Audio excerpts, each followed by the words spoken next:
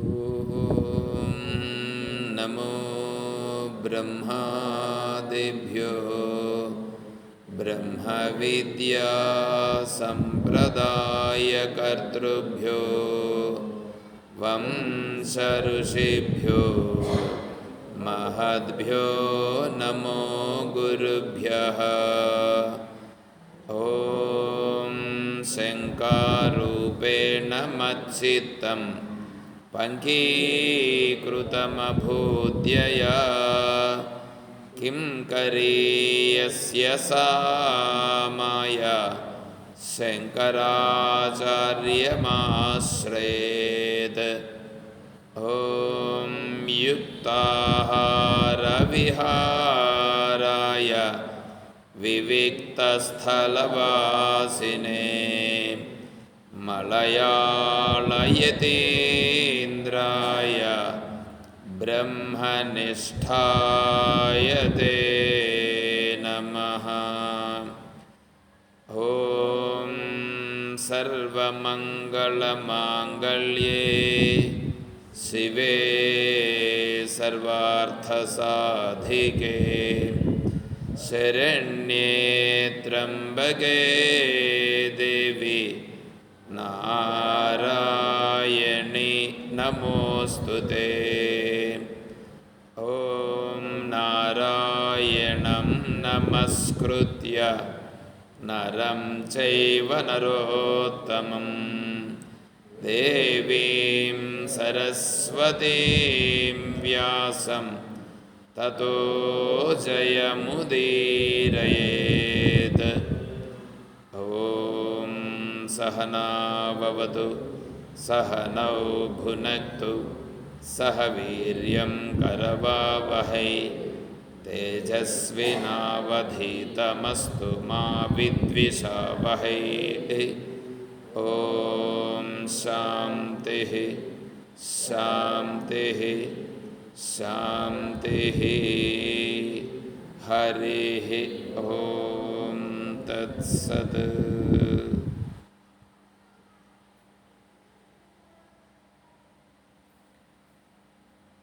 పూజ్య గురుదేవుల వారి దివ్య చరణారవిందములకు ప్రణమిల్లుతూ పరిపూర్ణ పరబ్రహ్మస్వరూపులకు ప్రియాత్మ బంధువులారా, ఓం. మనం స్తోత్రమంజరి విచారం చేసుకుంటున్నాం. దాంట్లో 133వ పేజీలో 5వ శ్లోకంలో ఉన్నాం. 5వ శ్లోకం ఈరోజు. యదేవేహ తదముత్రా యదముత్ర తదన్విహా మృత్యోః సమృత్యుమాప్నోతి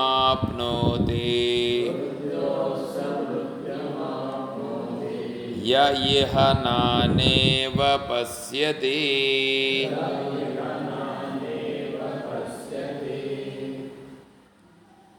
ఇచ్చట ఏ ఆత్మ గలదో పరమందును ఆ ఆత్మయే గలదు.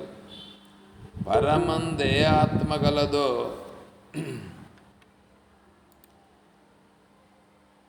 మరలా జన్మించున్నప్పుడును ఆ ఆత్మయే గలదు. అట్టి ఆత్మైక్య జ్ఞానమును పొందనివాడు జనన మరణములను పొందుచుండును. అనగా జీవుడు ఇచ్చట ఏ స్థితిలో ఉండునో పరమందును ఆ స్థితిలోనే ఉండును. తదనుగుణముగా మరలా జన్మించును. కావున ఇచ్చోటనే శుద్ధాత్ముడు కావలయును. ఈ మంత్రము కఠోపనిషత్తులో ఉన్నది. కఠోపనిషత్తులో మంత్రాన్ని ఇక్కడ పెట్టారు. ఎందుకంటే ముందు శ్లోకంలో ధర్మయేవ హతో హంతి ధర్మో రక్షతి రక్షితః తస్మాత్ ధర్మం న త్యజామి మానో ధర్మో హతోవధీత్ అని అన్నారు.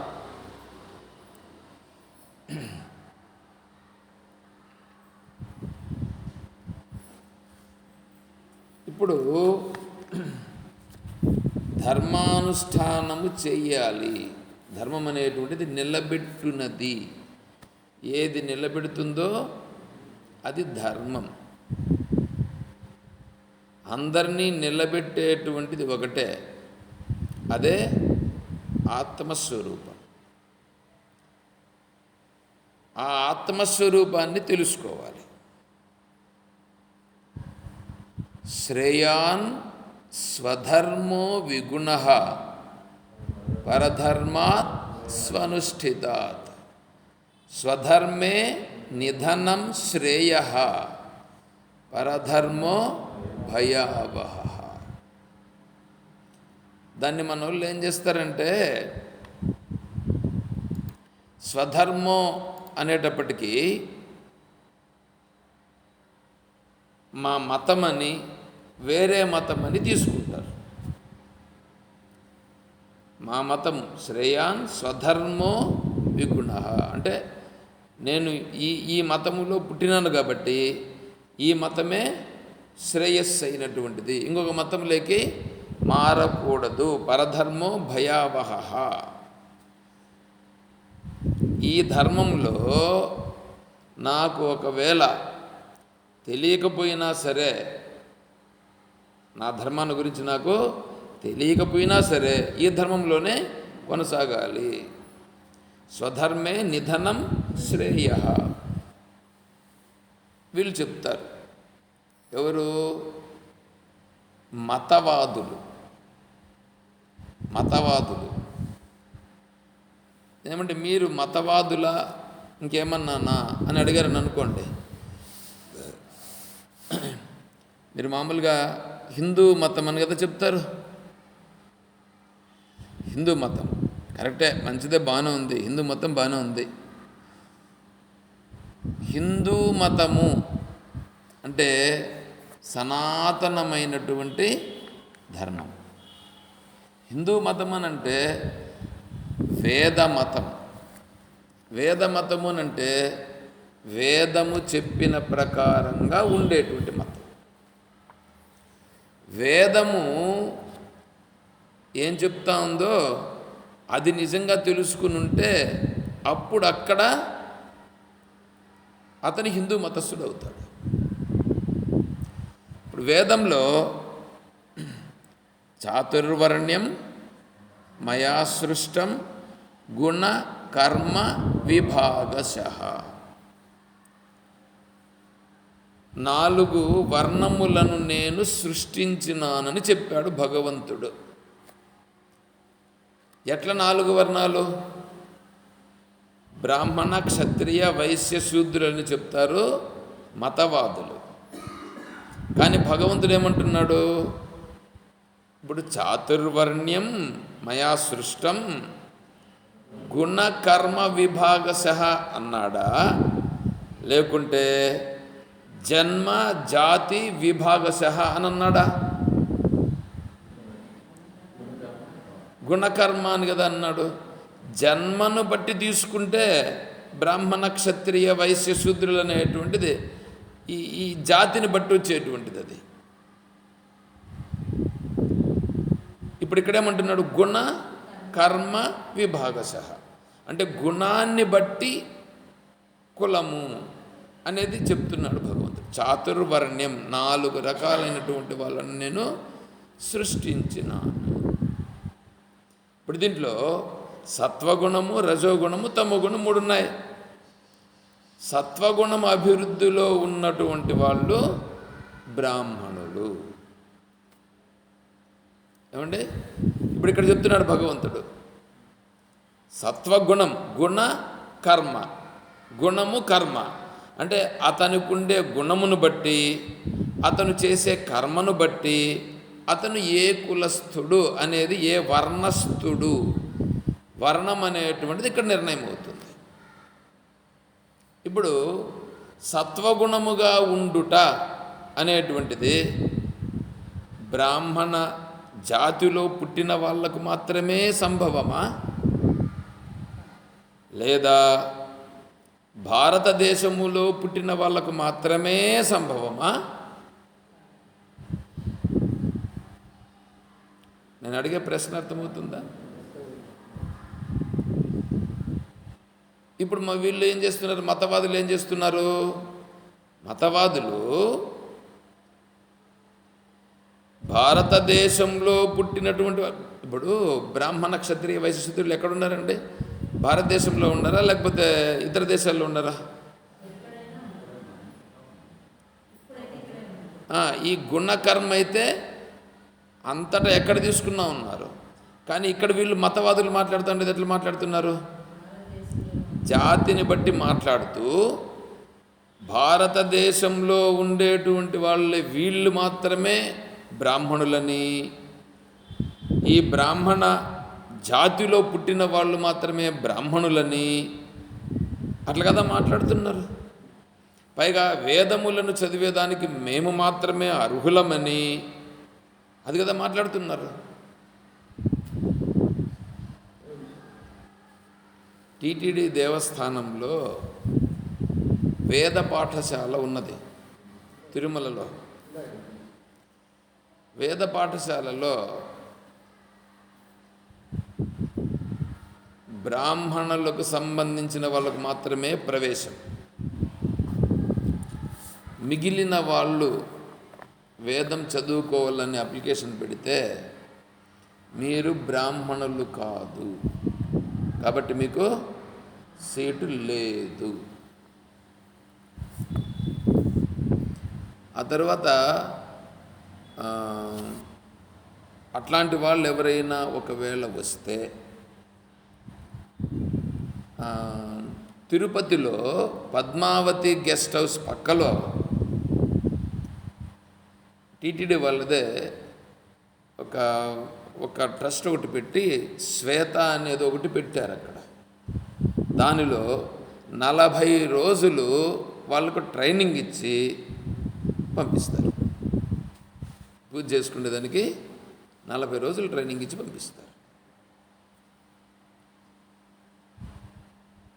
అంటే వేదమునకు ఫలానా వాడే అర్హుడు అని ఎక్కడన్నా చెప్పిందా?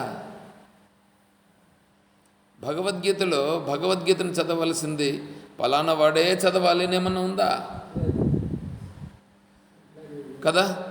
మరి వేదములు ఎక్కడన్నా ఉందా? సూపర్ మార్కెట్ ఉందండి. సూపర్ మార్కెట్లోకి మీరు ఎవడు పోయి కొనుక్కోవచ్చు? డబ్బులుంటే కొనుక్కోవచ్చు ఎవడైనా, అంతే కదా. వేదము ఎవడికి? సూపర్ మార్కెట్ అనేటువంటిదే ఇక్కడ పెట్టి వీడు డబ్బుల కోసం వీడు ఇట్లా ఎవడైనా సరే వ్యాపారానికి రావచ్చని చెప్తున్నారు కదా. మరి వేదం అనేటువంటి దాంట్లో ఎక్కడ కానీ దానికి నిర్దేశం అనేది లేదు. అయితే అందులో ఎలా ఉంటుందంటే చండాలురు అనేటువంటి వాళ్ళు ఉన్నారే, చండాలురని వేదం ఏం చేస్తుందంటే వేదం చెప్పేటప్పుడు అందులో అర్థవాదం అని ఒకటి అంటారు. అర్థవాదం అని అంటే ఏమంటే అప్పుడప్పుడు ఒక విషయాన్ని గురించి గొప్పగా చెప్తుంది, అప్పుడప్పుడు ఒక విషయాన్ని గురించి చాలా కించపరిచి చెప్తుంది. గొప్పగా చెప్పింది అనుకోండి, గొప్పగా ఎందుకు చెప్తుందంటే నాయన దీన్ని నువ్వు పట్టుకో, నువ్వు దీన్ని పట్టుకో అని చెప్తుంది. ఇప్పుడు చాతుర్మాస్య వ్రతం అని ఒకటి ఉన్నది, 4 నెలలు. ఈ చాతుర్మాస్య వ్రతమును ఎవడైనా చేస్తే వాడికి అక్షయమైనటువంటి సుఖము కలుగుతుంది అని చెప్తుంది. అంటే 4 నెలలు వ్రతాన్ని చేస్తే వాడికి కలిగే సుఖం ఎట్లుంటుంది? అక్షయమైన సుఖమును పొందును. అంటే వాడు పొందేటువంటి సుఖము నాశనం కాకుండా ఉండే సుఖమును పొందును అని చెప్తారు. ఏమంటే నాశనము కాని సుఖమేది? ఆత్మస్వరూపము తప్ప ఇంకొకటి లేదు. మరి ఆత్మస్వరూపము యొక్క సుఖము తప్ప ఇంకొకటి లేనప్పుడు ఈ 4 నెలల యొక్క వ్రతమును చేస్తే వాడికి అక్షయ సుఖము కలిగితే ఈ మోక్షము పొందినవాడు సుఖం అనేటువంటిది, మోక్షం పొందినవాడు ఈ చాతుర్మాస్య వ్రతం చేసినవాడు రెండు ఒకటి అవుతుందా? ఒకటి కాదు. మరి అక్కడ చెప్తా ఉండేది ఏం చెప్తా ఉంది? చాతుర్మాస్య వ్రతం చేస్తే నువ్వు అక్షయమైనటువంటి సుఖాన్ని పొందుతావు అంటే అక్కడ ఏం చేస్తుంది? ఈ మానవుడుగా ఉన్నవాడు ఎంతసేపు లౌకిక విషయాలలో పడిపోయి అందులోనే మునిగిపోతాడు. కాబట్టి వాణ్ణి ఎలాగైనా సరే ఈ మార్గంలోకి మార్చాలి, వాణ్ణి మనస్సును ప్రేరేపించాలనే దృష్టితో ఈ చాతుర్మాస్యాన్ని గురించి పొగుడుతుంది. పొగుడు ఏం చేస్తుంది? ఈ వ్రతమును అనుష్ఠానము చేయము అని చెప్తారు. అప్పుడు వీడేం చేస్తాడు? వీడు పోయి చాతుర్మాస్య వ్రతాన్ని చేస్తాడు. తద్వారా దాని నుంచి కొద్దిగా తెలుసుకొని క్రమంగా అంతఃకరణ శుద్ధి కలిగి జ్ఞాన మార్గంలో ప్రయాణం చేస్తాడు. ఇంకో జాగాలకు వచ్చేటప్పటికి, నాయనా నువ్వు చండాలుడుగా ఉండవద్దు, చండాలుడుగా ఉన్నటువంటి వాడిని చూస్తే శరీరాన్ని ముందు శుభ్రం చేసుకోవాలని చెప్తుంది. ఇప్పుడేమో ఒక జాగాలేమో పొగిడింది, ఇంకో జాగాలు ఏం చేసింది? చండాలుని చూస్తే స్నానం చెయ్యి అని చెప్పింది. అంటే ఇప్పుడు చండాలుని చూస్తే స్నానం చెయ్యనింది. చండాలుడు అంటే ఎవరు ఇప్పుడు ఇక్కడ అంటే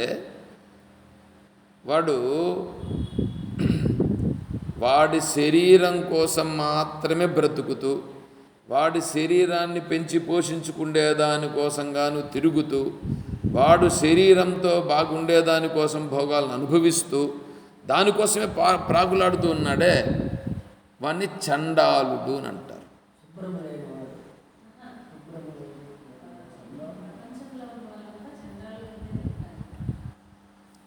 శుభ్రము లేని వాడని కాదు, శరీరం కోసం మాత్రమే బ్రతుకుతున్నాడు. వాడు శరీరం కోసం బ్రతుకుతున్నాడు.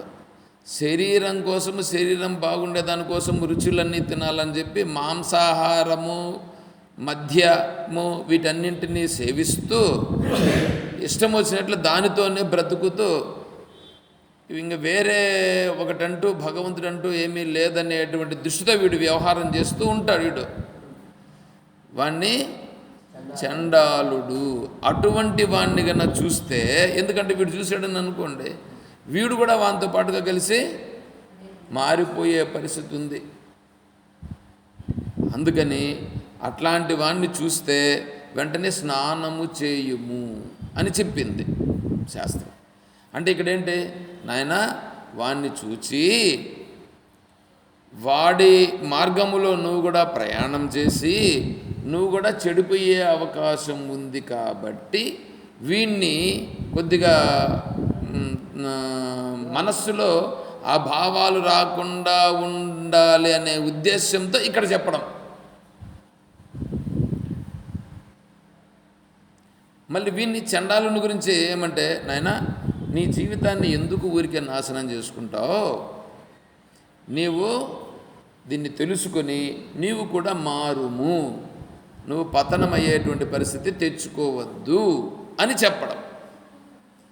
ఏమంటే ఇక్కడ శాస్త్రము వాణ్ణి ఉద్ధరించేదానికి చెప్తా ఉందా, లేదా ఎప్పుడు నువ్వు చండాలుడుగా ఉంటే పనికిరానుడు అయిపోతాడు అని చెప్పడం కోసం చెప్తా ఉందా శాస్త్రము? వాణిని కూడా అట్లా ఉండద్దు అని చెప్పడం కోసం కదా చెప్తా ఉంది. అట్లుండద్దు, నువ్వు మారయ్యా అని చెప్తా ఉంది.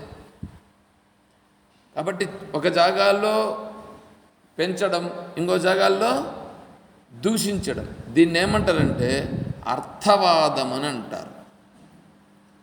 దీన్ని శాస్త్రంలో అర్థవాదం అని అంటారు. ఈ అర్థవాదాన్ని వీళ్ళు అర్థం చేసుకోకుండా ఇదే సత్యమని పట్టుకొని దానిలో ప్రకారం వెళ్ళిపోతూ ఉంటారు కొంతమంది. ఇప్పుడు చెప్పండి, వేదం ఎవరికి అవసరం? ఏ దేశానికి అవసరం?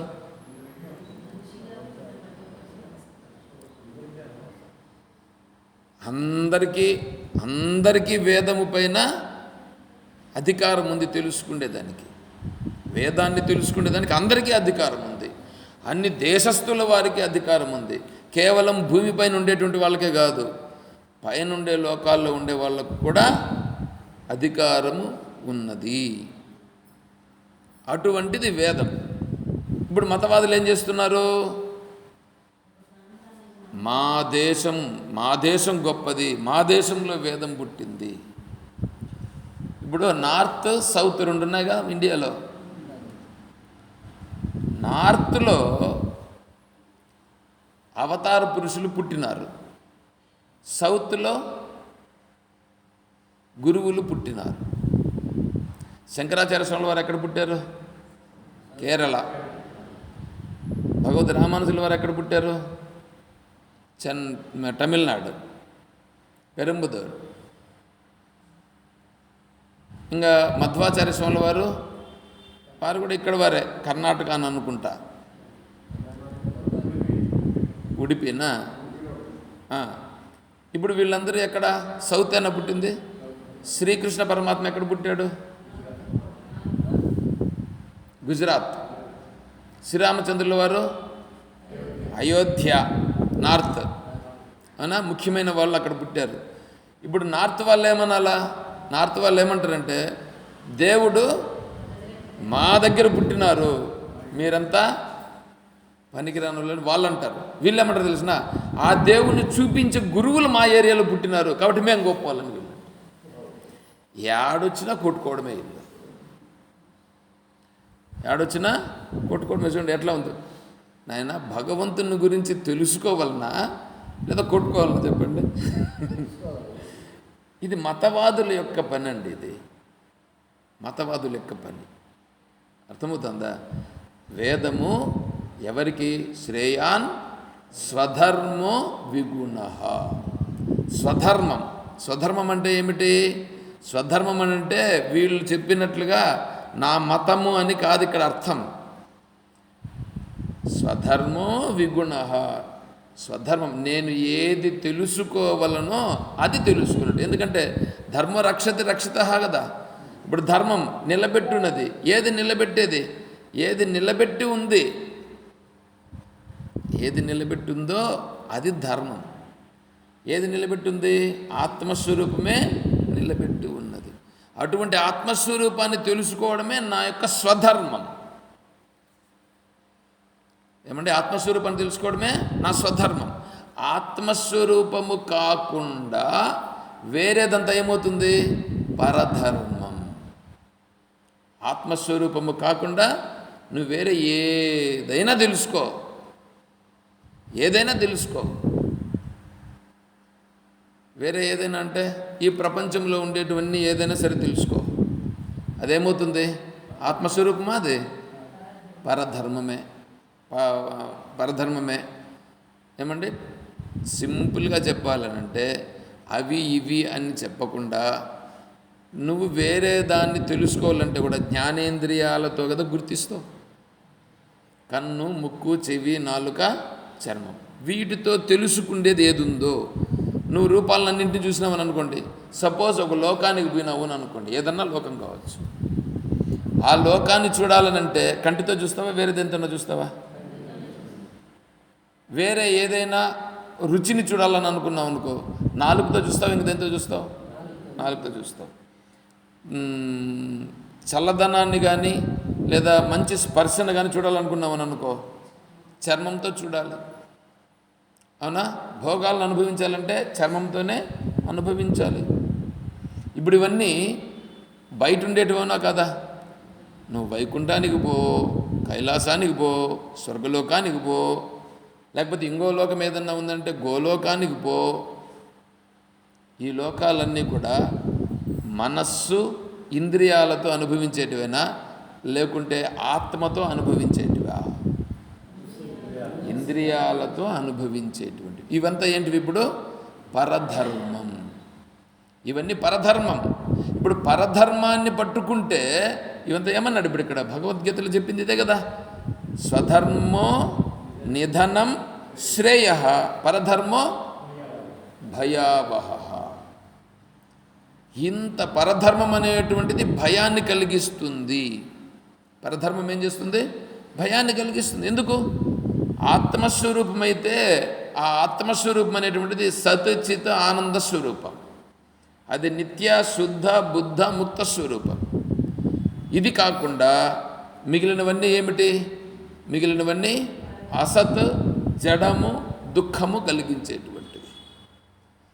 ఏమండి, బయట ఉండేటువంటి విషయాలన్నీ ఇలా ఉంటే వాటిని పట్టుకుంటే నీకు శాంతి కలుగుతుందా? భారతదేశంలో ఉండే వాళ్ళకి మాత్రమేనా ఇది? చెప్పండి. ఎవరికైనా ఇది వర్తిస్తుంది, అవునా కదా? అప్పుడు తెలుసుకోవాల్సింది దేన్ని? మనం స్వధర్మమును తెలుసుకునుట. అర్థమవుతుందా? స్వధర్మం అంటే ఇప్పుడు మళ్ళా బ్రాహ్మణ క్షత్రియ విషాం శూద్రాణాంచ పరంతప కర్మాణి ప్రవిభక్తాని స్వభావ ప్రభవైర్గుణై శమోదమస్తపశౌచం శాంతిరార్జవమేవ చ జ్ఞానం విజ్ఞానమాస్తిక్యం బ్రాహ్మం కర్మ స్వభావజమని బ్రాహ్మణ క్షత్రియ వైశ్య శూద్రుల యొక్క కర్మలను అక్కడ 18వ అధ్యాయంలో చెప్పారు. 18వ అధ్యాయంలో అక్కడ చెప్తే ఇవి నా యొక్క కర్మ అండి అని వీళ్ళు అంటారని అనుకోండి. అయ్యా, నీవు ఆ గుణములో ఉన్నప్పుడు నీ జీవనాధారము కొనసాగుట కొరకు జీవనం కొనసాగలగా. జీవనం ఏదో విధంగా తినాలి కదా, తినకుండా పోయేదాన్ని కుదురుతుందా ఎవడైనా కూడా? కానీ తినాల్సిందే. అలా తినాలనంటే ఏదో విధంగా సంపాదన రావాలి. ఆ సంపాదన ఏదో విధంగా సంపాదించడం అనే దానికి ఇప్పుడు వాళ్ళు కొంతమంది చూడండి, నిన్న చెప్పారనుకుంటే స్వామీజీ, ఒక బ్రాహ్మణుడట. బ్రాహ్మణుడు ఏం చేశాడంటే కుక్కను పెంచుకున్నాడు. కుక్కను పెంచుకున్నాడు కదా, పెంచుకోవడం ఇప్పుడు ఫ్యాషన్ కదా, సరే పెంచుకున్నాడు. ఇప్పుడు సంధ్యావందనం చేయాలిగా, సంధ్యావందనం చేయలేదు. బ్రాహ్మణుడు అన్న తర్వాత ఏం చేయాలి? సంధ్యావందనం చేయాలి. సంధ్యావందనం చేయలేదు. సరే పొద్దు పోన్లే, సంధ్యావందనమే లేదంటే ఇంక వేదాధ్యయనం ఏం చేస్తాడు వాడు? వేదాధ్యయనము చేయలేదు, సంధ్యావందనం కూడా చేయలేదు. సరే వాడి కర్మ, వాడు పోనీలని అనుకుంటున్నారు. సరే ఒక 2 సంవత్సరములకు ముందు స్వామీజీ ఎందుకు అలా పోతూ ఉంటే ఒక జాగాలో కనిపించినాడు ఆయన. ఎవరు? ఈ కుక్కను పెంచుకుంటా ఉంటే బ్రాహ్మణుడు. సరే ఆయన మాట్లాడించినాడు స్వామీజీని. మాట్లాడిస్తే సరే మాట్లాడితే ఏమయ్యా ఇట్లా వచ్చావు, ఏంటి పరిస్థితి అని అడిగినాడు. ఏమీ లేదు స్వామి, కుక్కర్ కొనుక్కుందామని వచ్చినాను అని చెప్పినాడు. కుక్కర్ మంచిదే, సరే మంచిది, కొన్నావా అన్నాడు. లేదు స్వామి, ఇదంతా 5 లీటర్లది 10 లీటర్లది అంతా ఉండదు, నాకు 3 లీటర్లది కావాలి, అది దొరకలేదు ఇక్కడ అందని అన్నాడు. సరే మాట్లాడుకుంటూ పోతున్నారనమాట. సరేనయ్యా, నీకెందుకు కుక్కర్తో నీకేంటి పని? అదేదన్నా ఉంటే వాళ్ళు లేడీస్ వస్తారు, వాళ్ళు చూసి సెలెక్ట్ చేసుకొని తీసుకుంటారంటే, ఈ కుక్కరు మా కోసం కాదండి, కుక్క కోసం అని అన్నాడు. సరే కుక్క కోసం ఎందుకు ఇదేనంటే, కుక్కకు మాంసం వండి పెట్టడం కోసం గాను కుక్కర్ నాకు ఇప్పుడు అవసరము, అందుకోసం కుక్కర్ కొనేదానికి వచ్చినానని చెప్పాడు. ఇప్పుడు వీన్నేమనాలా?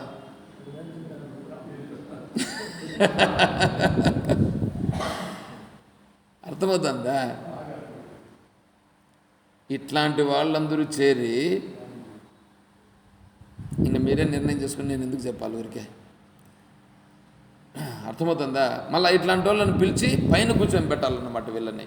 ఏదైనా వ్యవహారం జరుగుతుందని అనుకోండి, ఏదైనా సభ ఏదైనా జరిగిందని అనుకోండి, వాళ్ళు వచ్చారని అనుకోండి, అక్కడైనా సీటు ఉంటే అక్కడ కూర్చోకూడదు. వాళ్ళని చూస్తానే మనం ఏం చేయాలా?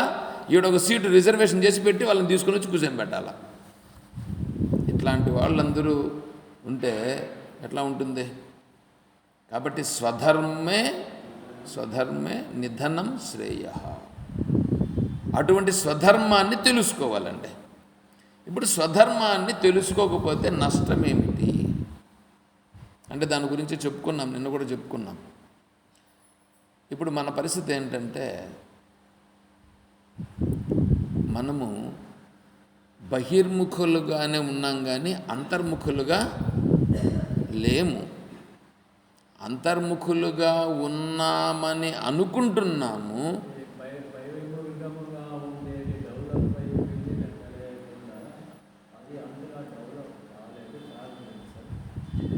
అదే చెప్తా ఉన్నది.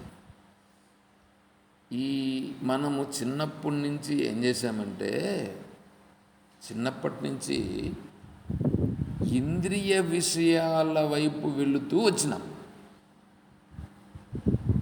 ఇంద్రియ విషయాల వైపే కదా మనం వెళుతూ వచ్చినాం.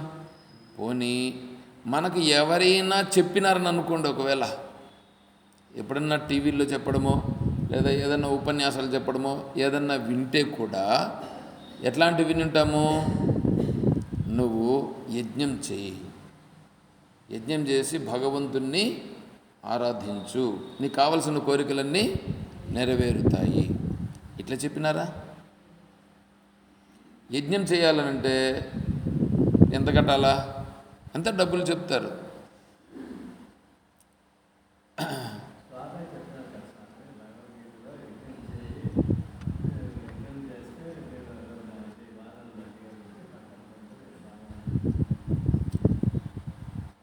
యజ్ఞము అంతఃకరణ శుద్ధి కోసం నువ్వు యజ్ఞం చేయాలి. అంతఃకరణ శుద్ధి కోసం నువ్వు యజ్ఞం చేసి ఆత్మతత్వాన్ని తెలుసుకునే మార్గంలోకి నువ్వు రావాలి. కానీ అదే యజ్ఞమునే నువ్వు అంతఃకరణ శుద్ధి కోసం చేస్తున్నావా లేక భోగముల కొరకు చేస్తున్నావా? అర్థమవుతుందా? కత్తికి రెండు వైపులా పదునుంటుంది. కత్తికి, కోడి కత్తికి క్షురస్య ధారానిశితం. క్షురస్య షేవింగ్ చేస్తాడే మంగళోని కత్తికి పదును బాగుంటుంది. ఆ మంగళోని కత్తి అనేది అంటే బ్లేడ్ అనండి. బ్లేడ్కి ఎక్కడ ఉంటుంది పదును? రెండు సైడ్లు పదును ఉంటుంది. వీళ్ళు ఏం చేశారంటే పాపము చిన్నపిల్లలప్పుడు చూడండి, వీళ్ళ నాన్న షేవింగ్ చేసుకుంటుంటారు. దానికి బ్లేడ్ ఉంటుంది, ముందైతే రేజర్ ఉండేది, ఆడ పెట్టింటారు. దాన్ని ఏదో వేసుకుంటారు, సోపా లేదా ఏందో వేసుకొని బ్రష్తో రుద్దుకుంటూ ఉంటాడు. ఆ లోపల చిన్న బిడ్డ ఉంటుంది చూడండి, వచ్చి ట్రక్ అని పట్టుకుంటుంది. ఇట్లా పట్టుకుంటే ఏమవుతుంది? కట్ అయిపోయింది. కట్ అయిపోయి నా దగ్గర కొంతమందిని తీసుకొచ్చినారు. నేను చాలామందికి వాటన్నిటికీ కూడా కట్టెలు కట్టినా. ఏమనంటే చిన్న బిడ్డ పాపం ఎంత ఏడుస్తూ ఉంటుంది, గిల్ల కొట్టుకుంటుంటారు పాపం. ఆ బ్లేడ్కి ఏమైనా తెలుసా? ఈ చిన్న బిడ్డ వీళ్ళకి తగ్గకూడదని ఏమైనా తెలుస్తుందా? అంటే ఆ బ్లేడుకుండే పదును ఏం చేస్తుంది? ఎవరు ముట్టుకున్నా ఈ పక్క ఉంటుంది పదును, ఆ పక్క ఉంటుంది పదును. అలాగే యజ్ఞము చేస్తే యజ్ఞం ఏం చేస్తుందంటే అంతఃకరణ శుద్ధిని కలిగిస్తుంది, భోగములను కూడా ఇస్తుంది. ఇప్పుడు నువ్వు యజ్ఞమును చేసేటప్పుడు నువ్వు ఎందుకోసం యజ్ఞం చేస్తున్నావు విషయం. భగవంతుడు భగవద్గీతలో చెప్పిండేది అంతఃకరణ శుద్ధి కోసం యజ్ఞం చేయమన్నాడు. అంతఃకరణ శుద్ధి కోసం యజ్ఞం చేయమంటూ నీ జీవనాధారము కోసము కూడా యజ్ఞముని ఆశ్రయించు. నువ్వు యజ్ఞం చేస్తే ఆటోమేటిక్గా నీకు కావాల్సిందని ఆ యజ్ఞం ద్వారా నీకు సంప్రాప్తమవుతాయి. కాబట్టి ఇప్పుడు యజ్ఞం ఎందుకోసం చేయాలి? అంతఃకరణ శుద్ధి చేసుకుంటూ మనం ఆత్మతత్వాన్ని తెలుసుకునేదానికి యజ్ఞం చేయాలి.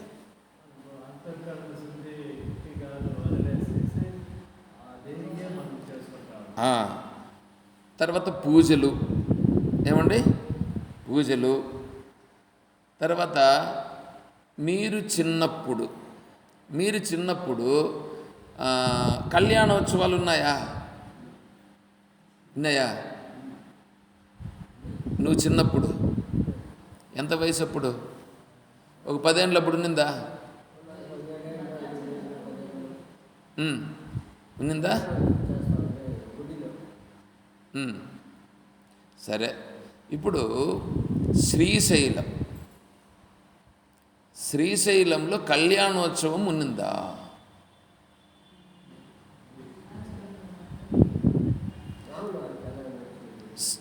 శ్రీశైలంలో కళ్యాణోత్సవము. నేను కాళహస్తిలో ఉంటే చూడండి, నేను కాళహస్తిలో ఉన్నప్పుడు కాళహస్తిలో మామూలుగా చేస్తున్నారు. మామూలుగా అంటే అది కూడా ఇప్పుడు రాహుకేతు పూజలు అవన్నీ పెట్టారు కదా. రాహుకేతు పూజలు పెట్టిన తర్వాత రాహుకేతు పూజలు ఎక్స్ట్రాగా పెట్టారు కదా. ఎక్స్ట్రా మీకు తెలిసి పెట్టారా, మీకు తెలియక ముందు కూడా ఉండింది రాహుకేతు పూజలో? రాహుకేతు పూజలు ఈ మధ్యలో వచ్చింది కదా. అట్లాగే కళ్యాణోత్సవం కూడా ఒకప్పుడు ఎప్పుడో వచ్చింటుంది. సరే, ఇప్పుడు శ్రీశైలంలో కళ్యాణోత్సవం వచ్చి దాదాపు 3 సంవత్సరాలు అవుతుంది. పేపర్లో వేశారు.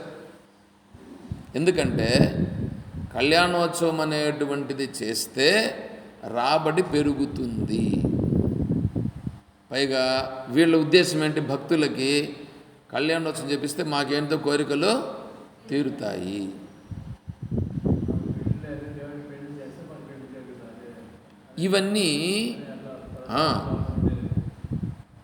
ఇవన్నీ ఏమైపోయినాయంటే అసలు పరమేశ్వరునికి ఈశ్వరుడు అభిషేక ప్రియుడు. మీకు తెలిసినాక తెలీదా? ఈశ్వరుడేమో అభిషేక ప్రియుడు, విష్ణువేమో అలంకార ప్రియుడు. ఒకవేళ అభిషేకం చేస్తే ఎవరికి చేయాలా? అభిషేకం చేస్తే శివునికి చేయాలా, అలంకారం చేస్తే విష్ణువుకి చేయాలా. విష్ణువుకి అలంకారం చేయాలి కానీ అభిషేకం లేదు. నమ్మకము చమకము ఇవంతా కూడా శివునికి ఉన్నాయి, విష్ణువుకి అది లేదు. కానీ ఇప్పుడు మనల్ని ఏం చేసేశారు, పటన్నింటిని పెట్టేశారు. అంటే ఇప్పుడు ఏమైపోయింది, కోరికలు అనేటువంటివి విజృంభించి చెప్పేటువంటి వాళ్ళు కూడా వచ్చి ఏం చేశారు, మీరు ఇలా చేసుకోండి, ఇలా అనుభవించండి, మీ కోరికలు కావాల్సింటే ఇలా తీర్చుకోండి, ఇది చెప్పారు. పోనీ మనకేమన్నా మనంతటా మన బుద్ధికి ఏమన్నా పట్టిందా? మన బుద్ధికి తెలియదు. పోనీ మన పెద్దోళ్ళు ఏమన్నా చెప్పారా ఆత్మతత్వాన్ని తెలుసుకోవాలని? అది చెప్పలేదు. పోనీ ఈ చెప్పేటువంటి మహానుభావులు ఎవరైతే ఉన్నారో ఆ టీవీలో చెప్పేవాళ్ళు కానీ లేకపోతే ప్రచారం చేసేదానికి వచ్చి వాళ్ళు పిలిచినప్పుడు ఎవరైనా వచ్చినటువంటిప్పుడు వాళ్ళు చెప్పేటప్పుడు కానీ ఎప్పుడైనా నాయన నువ్వు ఆత్మస్వరూపాన్ని తెలుసుకోవాలి, ఆత్మస్వరూపాన్ని తెలుసుకోవయ్యా అని ఏమన్నా చెప్పారా?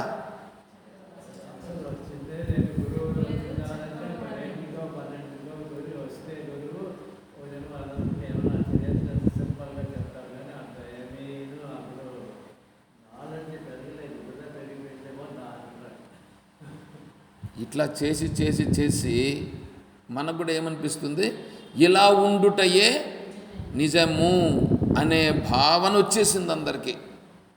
అంటే ఏమి, దాని గురించి చెప్పాల్సిన వాళ్ళు చెప్పలేదు, చెప్పాల్సిన వాళ్ళు కూడా చెప్పలేదు. పోనీ విద్యాభ్యాసంలో అక్కడేమన్నా ఉందా? అది లేదు. పోనీ పెద్దోళ్ళు ఏమైనా చెప్తున్నారా? అది లేదు. పెద్దోళ్ళు బయట మార్గంలోనే బహిర్ముఖంగానే ఉన్నారు, వాళ్ళు బహిర్ముఖంగానే ఉన్నారు. ఎవరు? పీఠాధిపతులుగా ఉండేవాళ్ళు కూడా బహిర్ముఖులుగానే ఉన్నారు. ఇంకా మిగతా వాళ్ళు మధ్యలో ఉండేవాళ్ళు కూడా బహిర్ముఖులుగానే ఉంటారు. ఇప్పుడు వీడికి ఏమనిపిస్తుంది చెప్పండి, నేను కూడా ఇప్పుడు ఇట్లాగే ఉండాలి, ప్రపంచంలోనే నేను కూడా ఉండాలి, ఈ ప్రపంచంలోనే తిరగాలి, బాగా పెళ్లి చేసుకోవాలి, మంచి అమ్మాయిని చూడాలి, మంచి అబ్బాయిని చూడాలి, అంతే కదండి. ముందు డాక్టర్ కోర్స్ చేసిండే వాళ్ళకి, ఇంజనీర్లకి కట్నం ఎక్కువ అన్న కదా. డాక్టర్ కోర్స్ చేయాలనంటే సీట్లు తక్కువ ఉండేటివి. ఆ సీట్లు తక్కువ ఉండేటప్పుడు ఆ డాక్టర్ కోర్స్ చేయాలంటే వాడికి చాలా ప్రాబ్లంగా ఉండేది. సరే, అట్లా వస్తే వాడు ముందే ఖర్చు పెడతాడనమాట. ఎందుకు? కట్నము ద్వారా దీన్ని మనం తెచ్చుకోవచ్చు.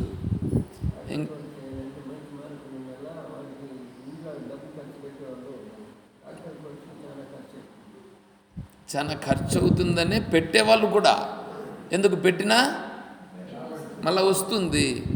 అదేవిధంగా ఇంజనీరింగ్ కూడా అలాగే పెట్టేవాళ్ళు. కానీ ఇప్పుడేమైంది, ఇంజనీరింగ్ కోర్సులో స్త్రీలు కూడా చేస్తున్నారు, డాక్టర్ కోర్సులో స్త్రీలు కూడా చేస్తున్నారు. కాబట్టి ఇప్పుడు ఏమైంది, ఈక్వల్ అయింది, ఎక్కడైనా సరిపోతూ ఉంది. కాబట్టి నువ్వెంత అంటే నేనెంత, సరిపోయింది. ఇప్పుడు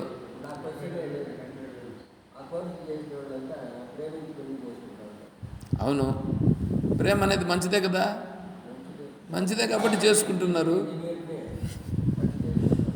అవును, కాబట్టి ఇప్పుడు ఏమైపోయింది, అన్ని బహిర్ముఖమే కదా. బహిర్ముఖమే అనుభవించుటయే. పైగా పాట కూడా ఒకటి ఉంది, అనుభవించు రాజా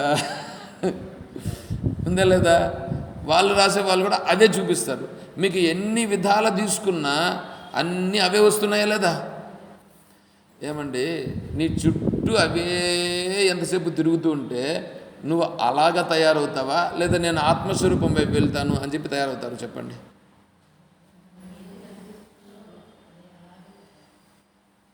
అంతే కదా. ఎప్పుడైనా పొరపాటున ఇట్లా చెప్పినామని అనుకోండి, మీరు చెప్పండి, మీకు తెలిసి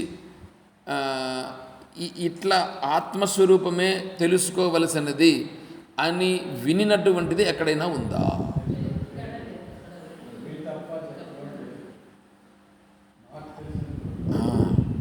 మరి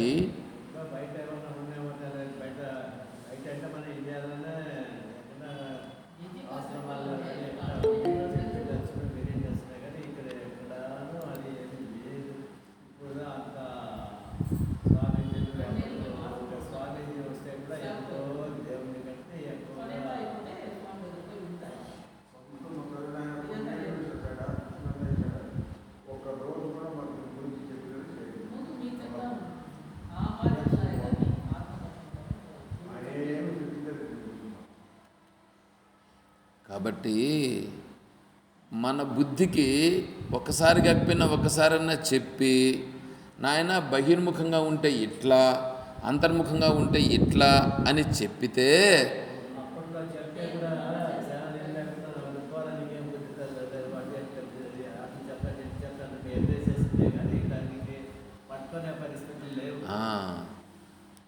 అందుకోసమనే ఇప్పుడు ఈ శ్లోకం వస్తూ ఉంది.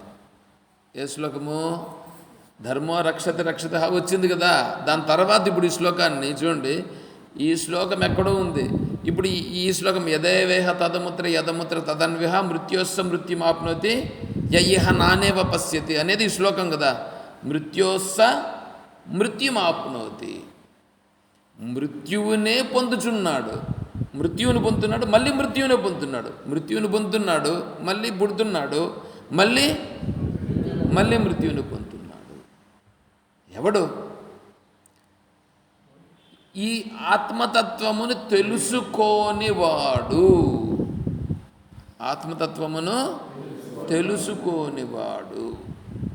ఆత్మతత్వమును ఎవడు తెలుసుకోలేదో వాడు మృత్యువునే పొందుతున్నాడు, మళ్ళీ మృత్యువునే పొందుతున్నాడు, మళ్ళీ పుడుతున్నాడు, మళ్ళీ మృత్యువునే పొందుచున్నాడు. మనము మృత్యువును పొందేదానికా ఇప్పుడు మనం పుట్టి ఉండేది? ఏమంటే అర్థమవుతుందా? అంటే మనము మృత్యువు నుండి బయటపడుట కొరకు మనము ప్రయత్నము చేయవలయును. అవునా కదా? మృత్యు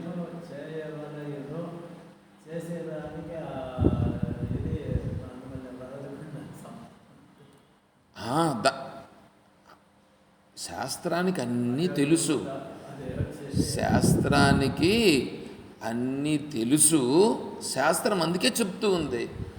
ఇప్పుడు మృత్యువు నుండి బయటపడడానికి ఎవరు అర్హుడు? ఎవరు అర్హుడు?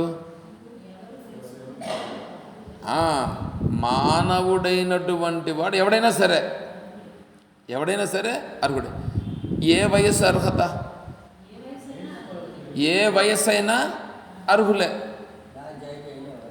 ఎవరైనా అర్హులే. అవునా? ఏ వయసు వాళ్ళైనా అర్హులే. అయితే ఇప్పుడు మనకు భగవద్గీతలో ఏం చెప్పింది? ప్రయత్నాద్యతమానస్తు అని చెప్పింది. ఎప్పుడు ప్రయత్నం చేయ దానికోసం అనేది. సరే, ఒకవేళ ప్రయత్నం చేయలేదు, ఒకానొకడు పాపము చేసుకుంటూ ఉన్నాడు, వాడికి తెలియదు. ఏం తెలియదు? ఇది ఆత్మస్వరూపము, ఈ ఆత్మస్వరూపాన్ని తెలుసుకోవాలని వాడికి తెలియదు. ఎప్పుడో గమనించినాడు, ఎప్పుడో తెలుసుకునే దానికి ప్రయత్నం చేశాడు. ఇంకొకటి చెప్తున్నాను, నేను చెప్పేసి నేను ముగిస్తా. యదహరేవ విరజేత్ తదహరేవ విరజేత్ అని ఒకటి ఉంది, వేదమంత్రం. ఏ వయస్సులోనైనా సరే, ఎప్పుడైనా సరే నువ్వు ఆత్మతత్వాన్ని తెలుసుకోవాలనే దృఢ నిశ్చయానికి వచ్చేస్తే ఆ సమయంలో నువ్వు ఆ తత్వాన్ని తెలుసుకునేదానికి నువ్వు వెళ్ళిపోవచ్చు. విరజేత్ అంటే విరజా హోమమును నిర్వహించవచ్చును. విరజా హోమం అంటే ఈ ప్రపంచాన్ని దాటుకొని అటువైపు ఆత్మస్వరూపానికి వెళ్ళేటువంటి దానికి మధ్యలో విరజ అనేటువంటి హోమం అంటే విరాజమానమై ఉన్నటువంటి ఆ స్వరూపానికి నేను వెళ్ళడానికి అనుమతిని తీసుకుంటూ వెళ్ళుట. ఎప్పుడైనా సరే. అయితే దాన్ని భగవద్గీతలో ఏం చెప్పింది? అపిచేత్ సుదురాచార, అపిచేత్ సుదురాచార భజతే మాం అనన్యభాగ్. చెప్తాను, శ్లోకం చెప్పి చెప్తాను. అపిచేత్ సుదురాచార భజతే మాం అనన్యభాగ్ సాధురేవ సమంతవ్య సమ్యక్ వ్యవసితో హి సహ. భగవద్గీతలో ఉన్న శ్లోకం. అపిచేదసి పాపేభ్య. నువ్వు ఇంతవరకు ఆత్మతత్వాన్ని తెలుసుకునేదానికి ప్రయత్నం చేయలేదు.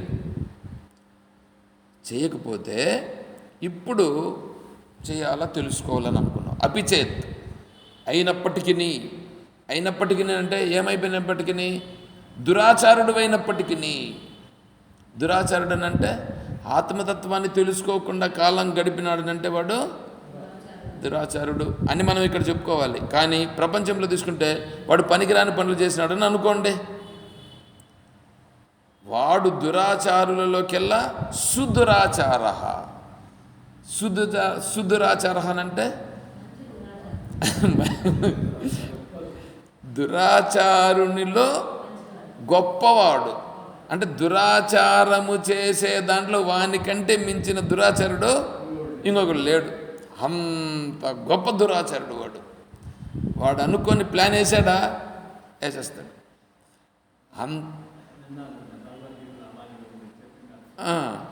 అంత దురాచారుడైనప్పటికీ ఇప్పుడు తెలుసుకొని నా తత్వము తెలుసుకోవాలనే దృష్టితో నీవు గన మరలి వస్తే భజతే మాం. భజతే అని అంటే సేవతే. భజతే అంటే భజన చేయడం అని కాదు. భజన చేయడాన్ని పెట్టుకుంటారు వీళ్ళు. అర్థాలు తెలియకుండా వీళ్ళకి ఇష్టం వచ్చిన మార్గంలో చెప్పుకొని ప్రజలను ఏమో చేస్తుంటారు. కాబట్టి నా తత్వాన్ని తెలుసుకోవాలని ఎవడైనా నా వైపు తిరిగితే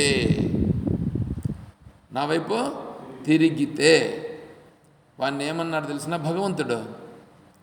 సాధురేవ సాధు ఏవ. అంటే వాడు ఇప్పుడేమి సాధువే. సహ మంతవ్య. వాడిని నేనేమనుకుంటున్నాను? వాడు సాధువని నేను అంటున్నాడు భగవంతుడు. ఎందుకు? వాడి మనస్సులో ఇంతవరకు ఉన్నటువంటిది అట్లా ఉండని, అవి సంస్కారాలన్నీ ఉండని. కానీ ఇప్పుడేమొచ్చింది వాడికి? నేను ఆత్మతత్వాన్ని తెలుసుకోవాలి అనేటువంటి దృఢత్వం వచ్చిందిగా. ఆ దృఢత్వం వచ్చినప్పుడు ఏమవుతుందంటే ఇంతకుముందు ఏమి చేసినా సరే వాటన్నింటికంటే ఈ మార్గంలో పోవాలనే భావన వచ్చింది చూడు. ఈ భావన వలన అవన్నీ కూడా కింద పడిపోయి దీని ప్రభావం ఎక్కువ వచ్చేసి వీని డైరెక్షన్ ఏమైపోతుంది? ఇట్లా తిరిగిపోతుంది. సాధురేవ సమంతవ్య సమ్యక్ వ్యవసితో హి సహా. ఏమండి? పూర్వాభ్యాసేన తేనైవ హ్రియతే హ్యవసోపి సహా. ఇప్పుడు వాడు ఈ జన్మలో ఇది దృఢత్వం వచ్చిందిగా, ఈ భావన వచ్చిందిగా. ఈ భావనతో ఒకవేళ శరీరాన్ని విడిచిపెట్టేశాడని అనుకోండి. శరీరాన్ని విడిచిపెట్టేశాడు, కర్మలు పూర్తిగా పోలా. కానీ తర్వాత వచ్చినప్పుడు ఏమవుతుందంటే తర్వాత జన్మ వస్తుందిగా. తర్వాత జన్మకి పూర్వాభ్యాసైన తేనేమో హ్రియతే హేవస. వాడు చివరిలో ఫైనల్లో ఏమున్నాడు? ఇప్పుడు వాడి భావన ఫైనల్లో భావన తెలుసుకోవాలన్నది కదా. కాబట్టి వచ్చే జన్మలో ఆత్మతత్వాన్ని తెలుసుకునే మార్గంలో పుట్టిస్తాడు భగవంతుడు. చూసారా ఎంత భగవంతుని యొక్క కరుణ, కరుణా సముద్ర అని కదా మనం అంటున్నాం. ఇది కరుణా సముద్రుడు ఉన్నా కాదా? మనం ఎన్ని చేసినప్పటికీ అవన్నింటినీ ఇప్పుడు ఏం చేశాడు భగవంతుడు, వాటన్నింటినీ వారగబెట్టి అవన్నీ వెళ్ళిపో, నీకు కర్మలను అనుభవించే ఫలితాలు వస్తాయి. కర్మలు అనుభవించే ఫలితాలు వచ్చినా భగవంతుణ్ణి పట్టుకున్నాడు కాబట్టి ఇప్పుడు వీడికి ఒక ధైర్యం వస్తుంది. ఏమి ధైర్యం వస్తుంది తెలిసిన? ఇప్పుడు అప్పులు ఉన్నాయండి, అప్పులు ఉన్నాయి, ఓకే, వీనికి ఉండే ఆస్తిపాస్తులన్నీ కూడా పోయినాయి, ఓకే, బాగానే ఉంది. కానీ వీడికి సంబంధించినటువంటిది ఏదో ఒక చిన్న ఇది తగిలి ఎక్కడో ఉండేటువంటిది. ఇప్పుడు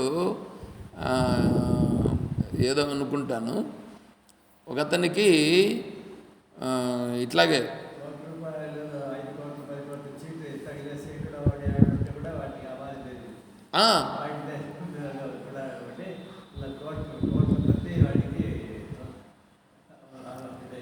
ఆస్తి ఒకరేం చేసినారంటే ఆస్తి చనిపోయినారు వాళ్ళు. ఆ ఆస్తిని ఎవరికి ఇవ్వాలని చెప్పి చూసినారు. ఎవరికి ఇవ్వాలని చూస్తే వాళ్ళకి సంబంధించిన కొడుకులు కూతురు లేరు. ఇంక వెతికితే ఎవడో ఒకటి దొరికినాడు. వాడేం చేస్తానంటే వాడు అడుక్కుంటా అన్నాడు. అడుక్కుంటా ఉండేవాడిని ఇప్పుడు పట్టుకొని వచ్చి వానికి ఇది ఈ ఆస్తిని అంతా ఇచ్చినారు. అప్పుడు వాడేమైనట్టు కోటీశ్వరుడు అయినాడు. ఇది జరిగినటువంటి విషయం, ఇది నేను దీంట్లో చదివినటువంటిది, పేపర్లో చదివినటువంటిది. అంటే ఇప్పుడు ఏమైంది, ఇప్పుడు ఇక్కడ వాడు ఏమో ఉండేదేమో అడుక్కుండే పరిస్థితిలో ఉన్నాడు, కానీ ఇప్పుడేమో వచ్చేసిందే కోటీశ్వరుడు అయిపోయినాడు. కోటీశ్వరుడు అయిపోయినప్పుడు అప్పులు తీర్చడం కష్టమా?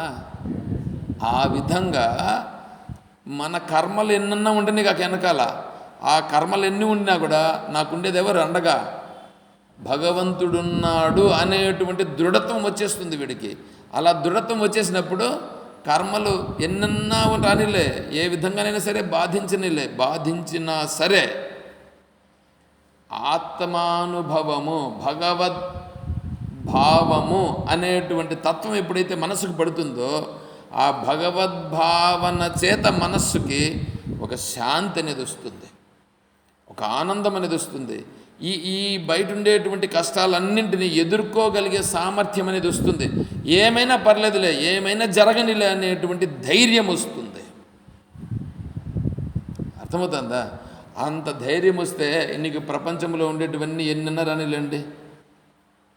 శివనామైవ సంసార మహారోగైకశామకం నాణ్య సంసార రోగస్య శామకం దృశ్యతే మయా. కట్టెలు బ్రహ్మాండంగా ఉన్నాయి, ఎన్నో ఉన్నాయి, ఎంతో ఉంది అడ్డంగా. ఆ కట్టెలన్నీ భస్మం అయిపోవాలంటే ఎంత కావాలి? అగ్ని సరిపోతుందా? చిన్న మిన్నుగురంతా వచ్చి పడితే రగులుకొని అదే మళ్ళా దాన్ని ఆ అగ్నికి ఏది ఆశ్రయం? ఆ కట్టెలే ఆశ్రయం అవుతాయి, ఆ కట్టెలే మండుకుంటాయి. ఆ కట్టె ఇంకొక కట్టెని మండుకొని ఏమైపోతుంది? అన్నీ కాలిపోతాయి. ఆ విధంగా భగవంతుడనేటువంటి వాడిని మనం ఎప్పుడైతే పట్టుకుంటామో, అంటే ఆత్మతత్వాన్ని ఎప్పుడైతే పట్టుకుంటామో ఆత్మతత్వం యొక్క ప్రభావం ఏం చేస్తుంది? అదే కర్మలే ఈ తత్వానికి మళ్ళా ఆలంబనై ఇవే కాలిపోవడం ప్రారంభించి భగవంతుని యొక్క చూడండి, కట్టెలు కాలినప్పుడు వెలుగు వస్తుందా రాదా? ఈ కర్మల యొక్క ప్రభావం వచ్చినప్పుడు మామూలుగా ఉండేటువంటి వాళ్ళకైతే ఏమవుతుందంటే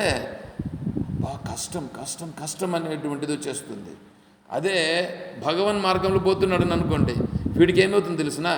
ఈ కష్టాన్ని నేను ఎట్లా గట్టెక్కుతానా అనిపించేటట్లుగా ఉంటుంది. కానీ ఈ ఆత్మ మార్గంలో వెళ్ళే కారణం చేత ఇంత సులభంగా ఇది నాకు దూరం అయిపోయిందా అనే అనుభవం కలుగుతుంది. ఇంత సులభంగా నేను దీన్ని గట్టెక్కగలిగినానా అనే అనుభవం కలిగినప్పుడు ఇది ఎట్లొచ్చింది నాకు? ఈ మానసిక సామర్థ్యం అనేటువంటిది ఎట్లా వచ్చిందంటే ఆత్మతత్వము చేత వచ్చింది అనేది వీడికి కలుగుతుంది. అప్పుడేమైంది? అప్పుడు వీడికి ఎన్నైనా రానిలా ఇట్లాంటివి, నేను దీన్ని విడిచిపెట్టను అనేది వస్తుంది. అర్థమవుతుంది ఇదే. అట్లా చెప్తున్నాడు ఇప్పుడు ఇక్కడ ఈ శ్లోకంలో. దీన్ని మనం రేపు మళ్ళీ కంటిన్యూ చేసి తెలుసుకునే ప్రయత్నం చేద్దాం. ఓకే. హరి ఓం తత్సత్. ఓం సర్వం శ్రీ సద్గురుచరణారవిందార్పణమస్తు.